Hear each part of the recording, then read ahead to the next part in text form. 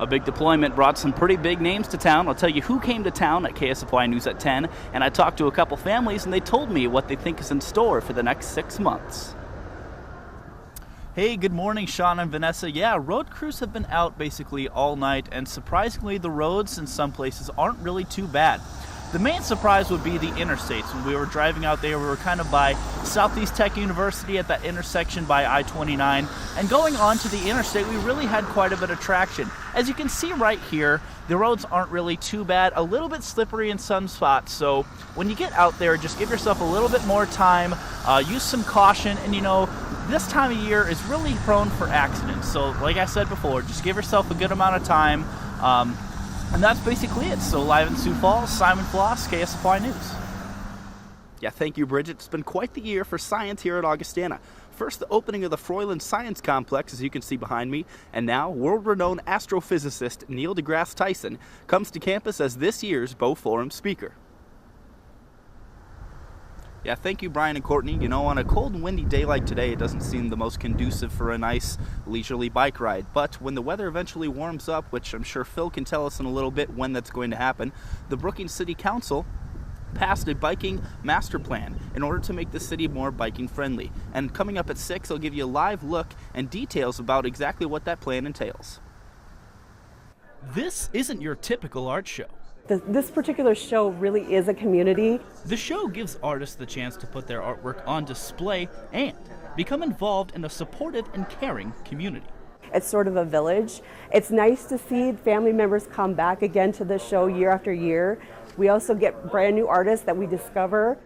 Seeing our customers again, I think, is always fun to see them because we've become good friends with many of them. So that's probably the most fun. Both young and experienced artists relish in the environment where everybody wants to see everybody else succeed. I think it's the fact that we kind of respect each other's capabilities and our creativeness, and because everybody's different. Everybody sees things different. Everybody has their own style. If you're an artist looking for a tight-knit and caring community, look no further than this yearly event. In Sioux Falls, Simon Floss, KSFY News.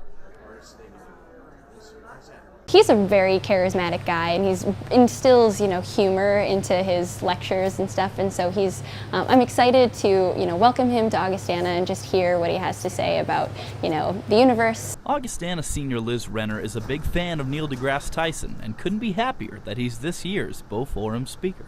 I'm a huge Cosmos fan, Star Talk fan. I think he's the coolest scientist, astrophysicist in the world. He just, has this passion for sharing science with people and getting them excited about the universe, and that's why I love him. I'm a mega fan. After last year's Bow Forum was canceled due to the death of former Supreme Court Justice Antonin Scalia, the university wanted to get someone big. To actually have him in a auditorium where his enthusiasm will be communicated through his presentations, the very physical presence of him in the building and the images that he's going to share. Tyson's lecture will top off what has already been a great 2 years for science at Augustana. One of the most exciting things that's happened at Augustana is the construction of the new science building, the Froylan Science Complex. The university says Tyson's visit and the new science complex are helping to grow the science program for the Vikings. And Augustana education, particularly in the sciences, has really opened doors for me, and I think that probably the strengths of our program here in the sciences is that we have small class sizes. Professors really get to work one-on-one with students. In Sioux Falls, I'm Simon Floss, KSFY News.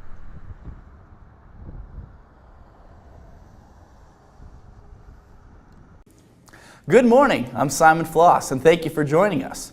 With the temperatures rising, summer is just around the corner. We caught up with some students to see what their summer plans are. Even though it may not seem like it, summer is just a few weeks away. I talked with some USF students to see what they're up to this summer. Violet Austin is a junior at USF. She tells College Week where she'll be working this summer. I work for the city, so I'm going to be working special events like at Falls Park and stuff like that. Austin gives College Week a preview of the summer events that the Falls Park will host. We have Falls at the Falls, which is like every Saturday night bands play at the Falls. So I kind of supervise, make sure all the old people don't get too rowdy. Junior Allie Kaus tells College Week some of her favorite things she likes to do during the summer months. I play tennis here, so I practice a lot outside, and we never really get to play outside here, so I like to do that during the summer. I run every day. I go to the water parks and things with my nanny girls that I take care of. Kaus told College Week she's been enrolled in summer classes. She says she enjoys the slow pace. I took photography last summer, and I actually really liked it. It was online, so I didn't have to come to school at all because I live in Minnesota, and all the assignments were online, so it turned into everything online, so it was just nice. Tanner Mans is a junior at USF. He says he's looking forward to making some money this summer. So this summer, I actually, over interim, I got a job working for Minnehaha County.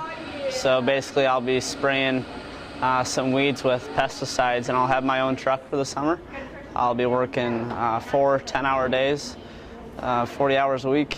So it'll be a really good summer to get some good cash flow in. Mans tells College Week what he likes to do in his spare time. I love to go boating, whether it be at Okoboji, and I love water skiing and also tubing.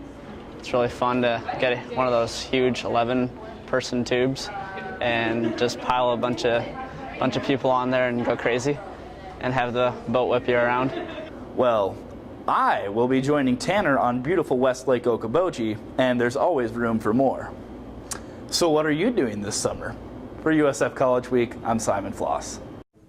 And that wraps up today's edition of College Daily. Thank you for joining us, and I'll see you tomorrow. The women's soccer team at USF looks to turn a new page in the program. Junior Elisa Glob and sophomore Alexa Deacunto tell College Week what they're looking forward to. We're definitely ready to be successful. Our coach, the head coach she was a defensive player, so she really stresses that. And then our assistant coach is really good with the offensive side, so I think they really balance each other out, and we've been getting a good amount of offensive defense in, so you can already tell an improvement on both sides. Yeah, definitely working on a lot of our defense instead of just our offense, so that's something that we need to. Yeah. So. Freshman Alexandra Scott says the chemistry of the team has improved with the entrance of new coaches. Last season, we were having a hard time coming together as a team off the field, and I know when the new coaches came in, that was the first thing they went for. They made us do these team dates where you had to each week you had a different person and you have to hang out with them and get to know them. Matt Calloway is the newest assistant coach. He says the team recently scrimmaged Iowa Lakes Community College and has been pleased with what he's seen from the team thus far. It was actually our first time seeing outside competition this spring, so it was nice for the girls to get to beat up on somebody other than themselves, which is always good. So I think they played really well. We only had one sub. We played small-sided 7v7, but they moved the ball well. They were really energetic, and they really did well with a lot of the things we were asking them to do. The season does not start until September, but the program already looks to be making improvements. For USF College Week, I'm Simon Floss.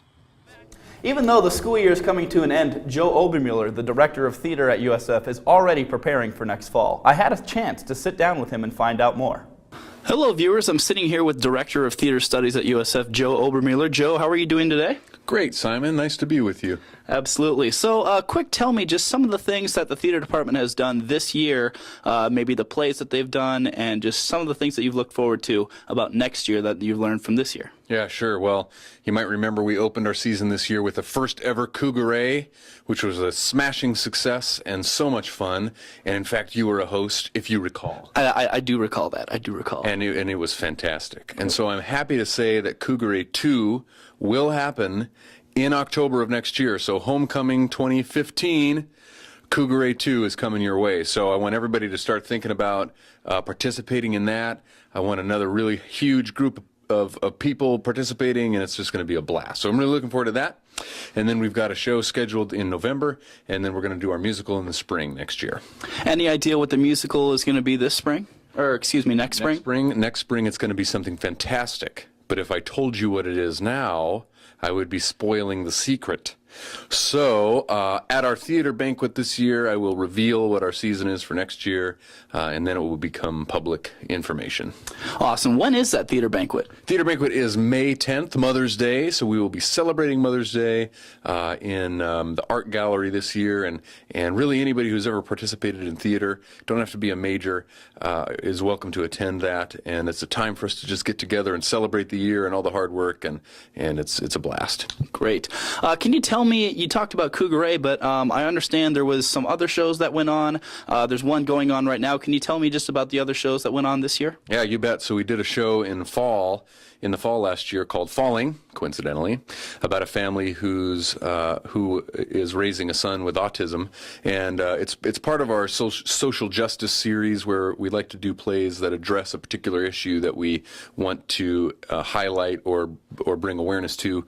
And so this year, for this season, it was autism, and so we were able to bring in a lot of experts from the Sioux Falls community about autism, and they helped the cast really understand what it would be like to be living with someone with autism, and it was very meaningful for everybody for that to be the case. And we did talkbacks after the performance, and it was awesome. And then this winter we did You're a Good Man, Charlie Brown, which you might be familiar with. I'm not sure. It's all, it happened so fast. I mean, you know. And I'm sure the children still recognize you on the street and want your autograph. I have to hide, disguises, hats, sunglasses. You know how it goes. Ah, stardom. Yeah, so You're a Good Man, Charlie Brown. It was just great. We had a guest director for that show. Her name's Jaren Getter, and she's an alumni. An alumni or an alumnus, Simon? I would say alumni, but she's an alumnus. She's an alumni. Nope. One of the two. Alumnus is the singular. She's an alumnus of USF. Watch, I'm going to be wrong. I'm going to look like a fool. We're going to edit this part out. Maybe. Anyway, and she was our guest director for the show, and she did the choreography as well, and it was great to have her here for that. And one of the special things that we did for that show was extended an invitation to local elementary schools. And I sent out an invitation to the principals of these schools, and I wasn't sure what the response would be, but in about 2 hours after sending that invitation out, all 800 seats in Meredith Auditorium were sold. And so we had a Friday morning matinee where the place was packed with students from 2nd to 5th grade, and the place was electric. It was so fun to do that. And so just another way that the theater department is reaching out into the community and bringing Sioux Falls together for some fun and for entertainment. And then we're closing out the season this year with a show called You Can't Take It With You. It's an old classic comedy. Tonight is USF night, where we expect a lot of the University of Sioux Falls community to be together. We'll have several members of the Board of Trustees there, and our current students and faculty and staff and alumni will be there as well. So it should be great, and we're expecting a big crowd, and it'll be a lot of fun. So this time of year is always so stressful, and people trying to get their projects finished and graduate, and everything's going on. And so to take 2 hours out of the day to go and just have a great time with each other is what it's all about. So we're excited to close the season with that show and look forward to more fun next year. Awesome. Well, it sounds like the theater department is headed in a good direction. I'd like to thank you very much for your time, my friend. Thank you. And I'd like to say one more thing. The theater department is the place to be, Simon. And Simon can tell you this. And so anybody who's watching this interview right now, if you've ever had an inkling of a thought that you want to be involved in a theater production, maybe you've never been on stage in your life, now is the time. And so we want you to come, we want you to be involved, and there's just nothing better. There's nothing better. So come on out next year. We'd love to see you.